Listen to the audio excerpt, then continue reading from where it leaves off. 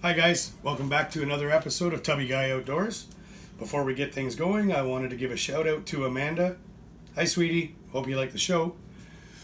And on today's show, what we're going to do is my jerky recipe in the smoker. So, let's get the show on the road. Okay guys, so what you're going to need for this recipe is stuff that you're probably going to have around the kitchen anyway, which makes it awesome because you already have it, doesn't cost you any extra money to get it. So, you're going to need a cup of soy sauce, half a cup of water, 2 tablespoons of olive oil, 4 cloves of minced garlic, a cup of brown sugar, 2 heaping tablespoons of mesquite seasoning, 1 tablespoon of pepper, and 1 teaspoon of salt. And if you like things hotter, you can add hot peppers, do whatever you want. Chili powder, you can spice it up or you can tone it down, adjust it to your liking. This is just what I use. You're also going to need a couple of pounds of venison or moose or beef. This is an awesome beef jerky recipe as well as a wild game recipe. You can use duck, goose, kind of your own imagination. It works really well with wild game, and that's why I want to show it to you. Okay guys, if you missed anything, don't worry about it. I'm going to put the recipe in the description of the video so you'll have it. You can look at it whenever you want. And what we're going to do is start with the wet ingredients. So we're going to put in our soy sauce, our water, our oil,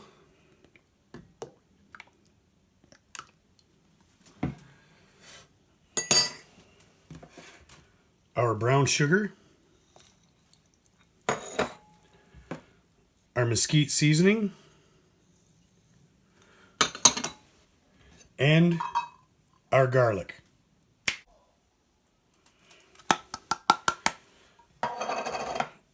Pepper and salt. And then we're just going to whisk that all together. And really what you're going for is to have all the sugar and salt dissolved, garlic and seasoning mixed in. And then once that's done, what we're going to do is put it aside and get our meat sliced. Okay guys, so now we're going to get our roast sliced up. Little trick, leave it so that it's not completely thawed, so that it's still a little bit frozen. Makes it a lot easier to slice. And if you don't have a meat slicer, I borrowed this one from my mom. Thanks, Mom. And you can use a knife, works just as well. Just try to keep it thin and even as possible. That's all you have to do. All right, so we'll grab our roast.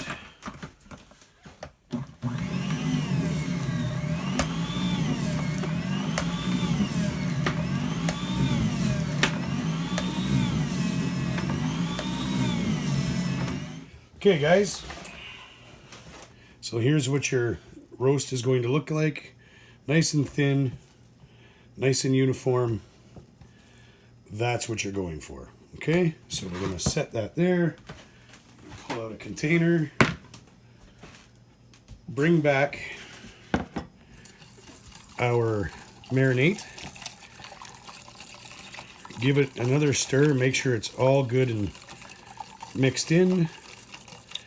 And then what I like to do is throw some of the roast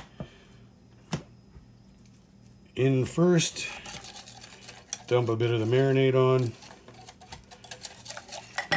And I don't remember if I mentioned or not, but for the size of smoker I have, I use a 2-pound boneless roast. It fills my smoker, and that's just what works for me. If you want to do multiple batches, obviously, cut more meat. So, once this is done, what you're going to do is leave this soak at least overnight. So that's what we're going to do. Let it soak overnight. And every once in a while, when you go into the fridge, give it a stir around, turn them around, whatever it takes, You just want it to get a nice even coating on all of those pieces of meat before it goes into the smoker. And when that's done, that's our next step. Okay guys, welcome back. It's now the next day and we're gonna get ready to take our meat out of the marinade and get it ready to put into the smoker. So stay with me. Okay, so we grabbed our meat out of the fridge and what we want to do is pat it dry. So what I like to do, just to save on paper towels, is put it into a colander, start it draining off the excess marinade.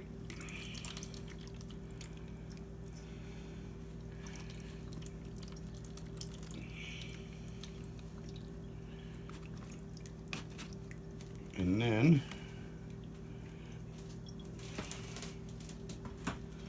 all we're gonna do is I've got like a cutting sheet down on the table. I'm gonna take it out, we're gonna lay it out like this. Just lay it out flat.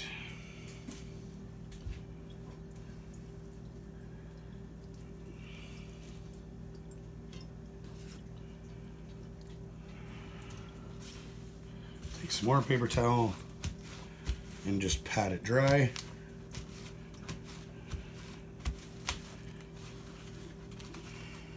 And then we're going to take one of our racks and we're going to place it on the rack. Remember to leave small gaps here and there so that the smoke and heat can get all the way up.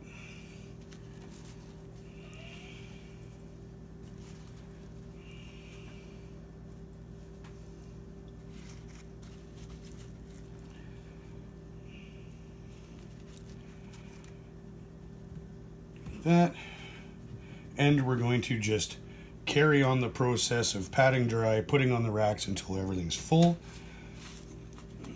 and then we'll head to the smoker. Okay, so now that we have our meat on the racks, we're ready to head outside to the smoker. And for wild game and this kind of jerky, what I prefer to use is a fruit wood and a mesquite, but you can also use things like alder, you know, whatever you decide is kind of, if you have a smoker option in your barbecue or whatever, that stuff will work just as good. Just I prefer to start with a fruit wood, do the middle with a mesquite, and then end with a fruit wood again. So today we're going to use cherry and mesquite, and let's go get it started. Okay, off we go.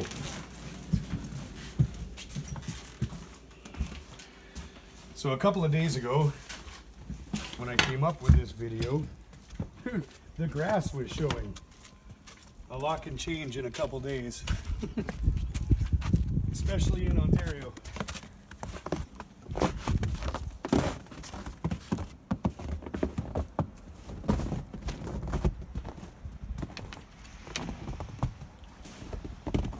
Okay, so keeping in mind what we want to talk about with the channel and everything, this doesn't have to be expensive. I got this little smoker at one of our local-ish outfitting stores, and I think it was on sale for 70 bucks. So for 70 bucks, you've got a smoker that you can do this with. So what we're going to do is we just take the door off, and the racks just slide in.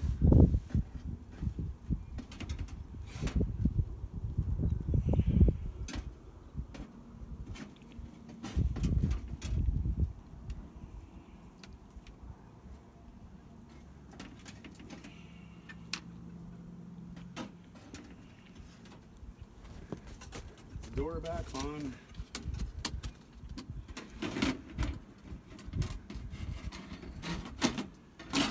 And now we're going to add our wood chips. So I'm going to grab the cherry, like we talked about inside. And you don't want to like fill the little pot. About halfway is good. And then what I like to do is kind of make a little divot in the center and try to get some of the smaller chips in there.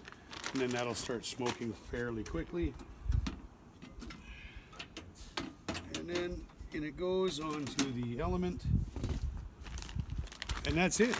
Now all you do is walk away from it for an hour or two, come back and check on it, see how the chips are doing, and then we'll be back when it's done.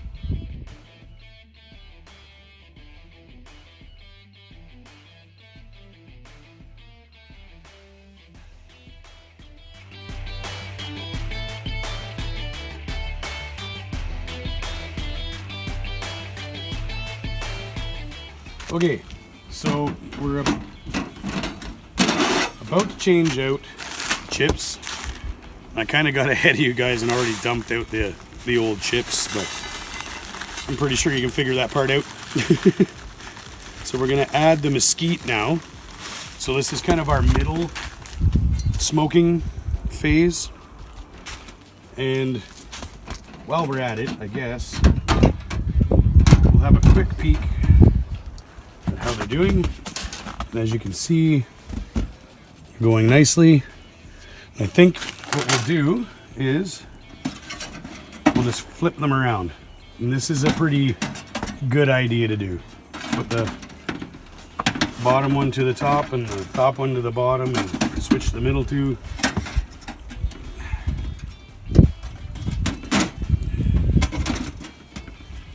And then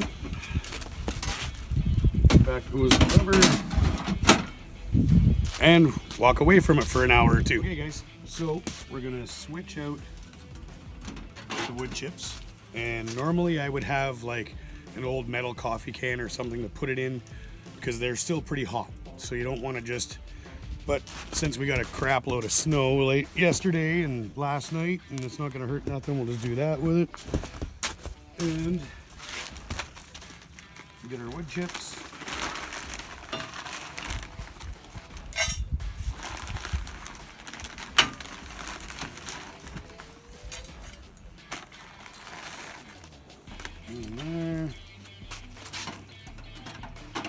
And I think we're getting to about another hour or so and we're going to be done. And that's what we're looking like right now. It's almost there. It's going to give it another hour or so and then eat time. Okay guys, so it's been about 7 hours, I guess, but it's done. And it does take a little bit of time, but really it's just a whole lot of waiting. There's not a lot of work involved. And this is what we end up with. Let's get it in the house and taste it. Okay guys, so it's all done. We got it in the house, ready to take it off the racks. And that's all there was to it. So what we're gonna do is enjoy some. Okay guys, thanks for watching. Hope you enjoyed. And as usual, subscribe if you haven't, like, share it, comment. Have a good one. And remember, be more outdoors.